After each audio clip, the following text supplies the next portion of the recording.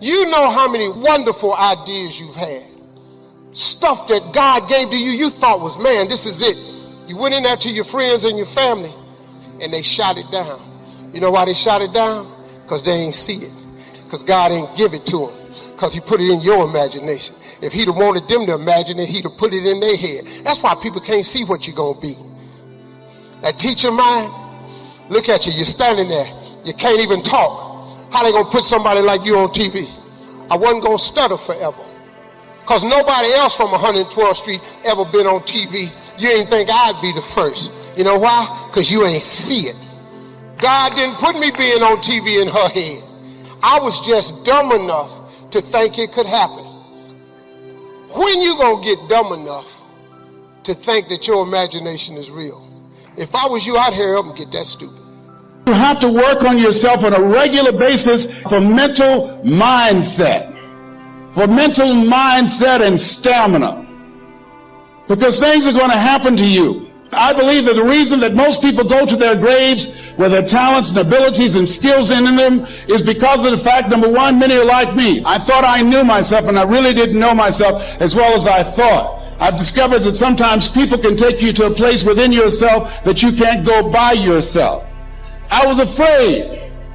I never worked for a major corporation. I wanted to speak for corporations. I was afraid I would be exposed. I felt inferior because of the fact that I don't have a college education. I allowed that level of fear of failure to stop me. I assumed that I could not do it. I was paralyzing myself by believing and assuming the limited part of myself as opposed to believing that I had something special. Because you don't know how to do it doesn't mean that you can't learn. I like something that I heard. You don't have to be great to get started, but you have to get started to be great. Leap and grow your wings on the way down. See, the people that will live their dreams, the 2% that will do that, these are risk takers. They're risk takers. They don't mind failing. They don't mind making mistakes. They're willing to take life on, take life in the collar. If you're not willing to risk, you cannot grow. And if you cannot grow, you cannot become your best. And if you cannot become your best, you can't be happy. And if you can't be happy, then what else is there? Life is short and unpredictable. Eat the dessert first. Make it important to become financially independent.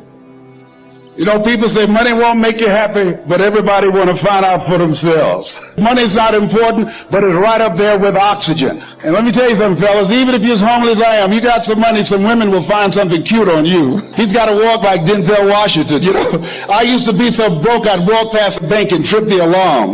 Repeat after me, please. I'll never be broke again. Never, never, never. The remnants, things most people would discard, God will use them to take you to where He has prepared. Their brokenness became their breakthrough. Now quit being discouraged over what you've lost. What you have left is what you need. God didn't let you lose so much that you can't make it to where He's taking you. You didn't need the boat. What they thought was of no use, discarded pieces of wood, was actually what they needed to make it to the shore. When you're in a storm, you have to do like Paul, grab on to the broken pieces. That means keep believing that you're coming out. Keep declaring favor over your life. Keep thanking God for His goodness. He didn't change His mind. The boat may have fallen apart, but you're still going to stand before Caesar. What God promised is still going to come to pass. My father had a dream as a 17-year-old boy that one day he would pastor a church with thousands of people. Back in the 1930s, that was unheard of. There weren't any large churches. Against all odds, he was able to go to college. He started pastoring a successful,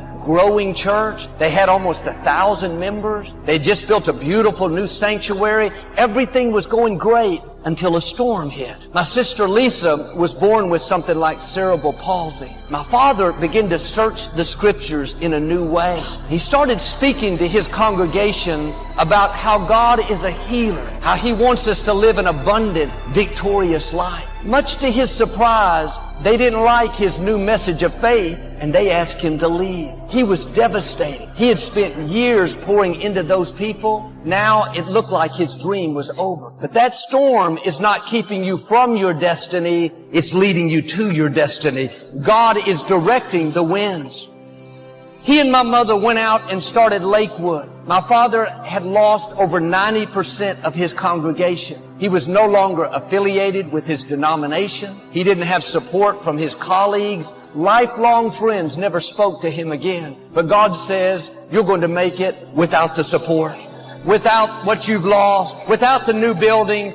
The boat may have fallen apart, but God is still on the throne. What you lost is not near as important as what you have left. My father was faithful. Lakewood grew, and just like God promised, he pastored a church of thousands. But suppose he would have been bitter because they asked him to leave. Suppose he had given up because of the bad breaks, the betrayals. He'd have never made it to the shore. He would have never stood before Caesar, so to speak. You don't know what God is up to. These storms that none of us like are a part of our destiny. Are you sitting on the sidelines, discouraged over what you've lost, what you didn't get, who didn't stay? God is saying, if you'll get your passion back, if you'll start believing again, you're still going to get there. Despite what you've lost, despite who was against you, despite the mistakes you've made. God's calling is still on your life. His assignment is still in your future. New levels are still waiting on you. In the scripture,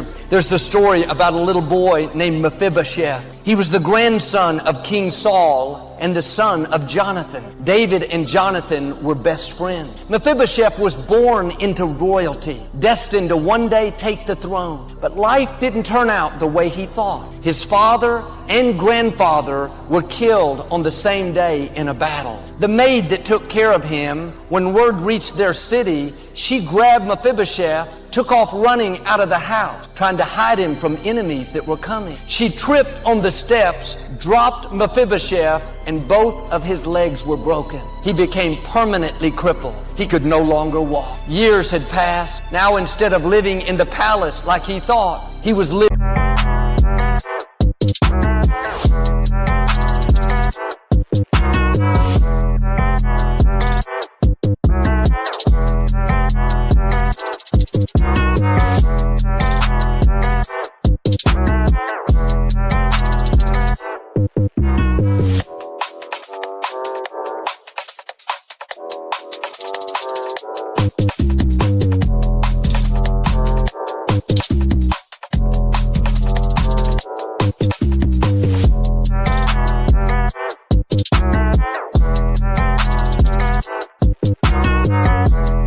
in one of the poorest, most rundown cities of that day. Seemed like a bad break, just bad luck. Wasn't even his fault. The maid dropped him. But God is not dependent on what someone else does or doesn't do to get you to your destiny.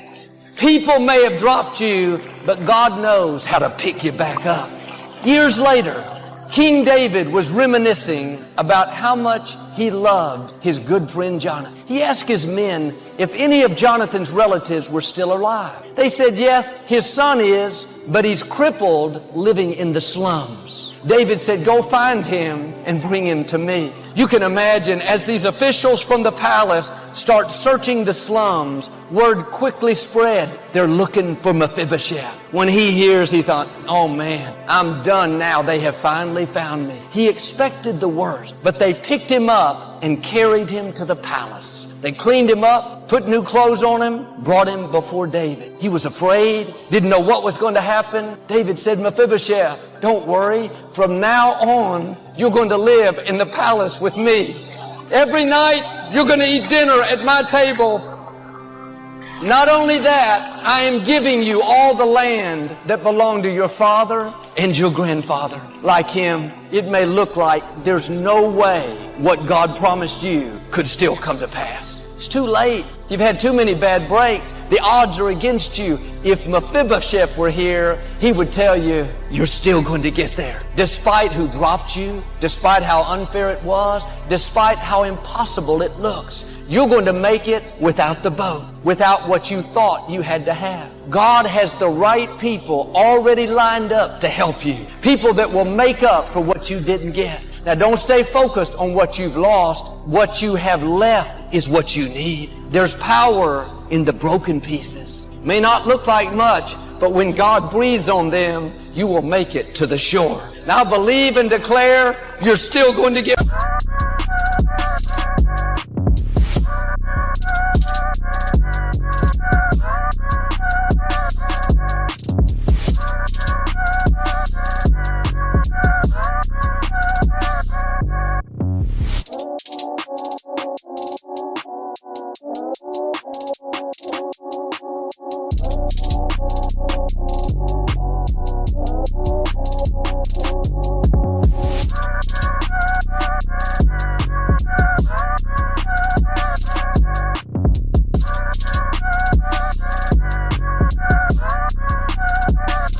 well. You're still going to meet the right person. You're still going to accomplish your dream. Favor is coming. Healing is coming. Promotion, vindication, breakthroughs, the fullness of your destiny. Of your destiny. Of your destiny. Of your destiny. Of your destiny. Of your destiny. Life is not easy at all. There's going to be challenges. You're gonna get beat down. That's the way life is. You sort of put a mask on your face and you go home and lay in your bed when no one's looking at you and you don't have to impress anybody and you're yourself. And fear comes in. Maybe you don't know for sure what's going to be happening in the future and it scares you. Just that fear paralyzes you. And I just want to ask you today, do you think you have hope? At some point, everything's going to go south on you. Everything's going to go south, and you're going to say, this is it. This is how I end. Now, you can either accept that, or you can get to work. That's all it is. You just begin. You do the math. You solve one problem, then you solve the next one. And it doesn't matter how you get knocked down in life.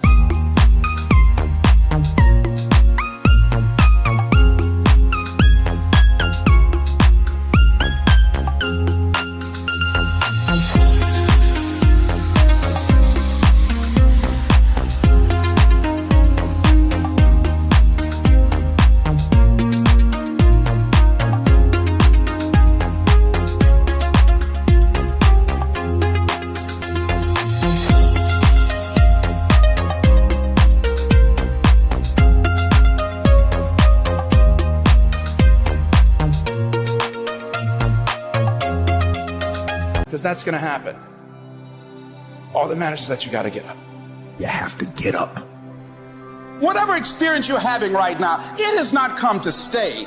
It has come to pass. Sometimes you have to just back up and go within yourself and pray and meditate and recharge your batteries. Go away, clear your head, and then come back and look at it from a different vantage point. Don't operate while you're under the spell or the effect of what's going on. Don't allow your emotions to control you. We are emotional, but you want to begin to discipline your emotion. If you don't discipline and contain your emotions, they will use you. You don't have to force yourself or motivate yourself to think negatively, to be depressed, to beat yourself up over the head, to feel loaded with guilt. You don't have to make any effort to do that. Your mind is on automatic. It will do that by itself. But if you want to begin to move into your own personal greatness, you've got to be willing to go against the tide. You've got to be willing to harness your will and say, in spite of this, I'm in control here. I'm not going to let this get me down. I'm not going to let this destroy me. I'm coming back. You ask me, bro, what do you want? Man, I want to be diamond. Tell me something I don't know. Everybody wants it. But the raw reality of it is, everybody don't get it. And the crazy thing is, if you want it, you can get it. It's not like somebody is stopping you and holding a gun to your head and telling you you can't get it. It's a matter of will. It's a matter of hard work. It's a matter of sacrifice. It's a matter of dedication. It's a matter of commitment. The difference is not the genetic code, the potential. It's a guy that's willing to get knocked down, finally tested on fortune, stand back up. The perseverance to see it through. The never say die attitude. We know the battle ahead. We know the journey ahead is going to get tough. We know we're going to face obstacles. We know it's going to be some discomfort. We know they're going to try to break us. We know they're coming for us. We know that's going to happen already. So let's make up in our minds before the battle that we're going to be victorious. Don't cry to give up. Cry to keep going. Don't cry to quit. You already...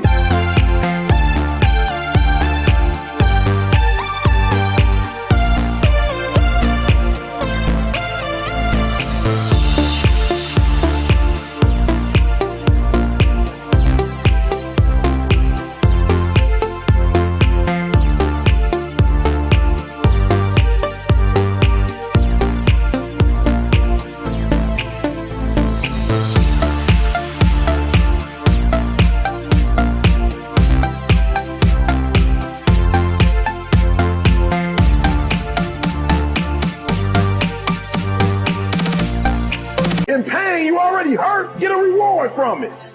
At the end of pain is success. You're not going to die because you're feeling a little pain. You tell yourself, I won't give up. When that depression hits you, come out of nowhere, you tell yourself, I won't give up. There's no guarantee that because somebody is now down on their luck, they can never come back. Who can guarantee that you can't make it? That you can't have your dream? Who can guarantee that you can't do what you want to do? No one can do that. No one can predict that. You don't know what the possibilities are for your life.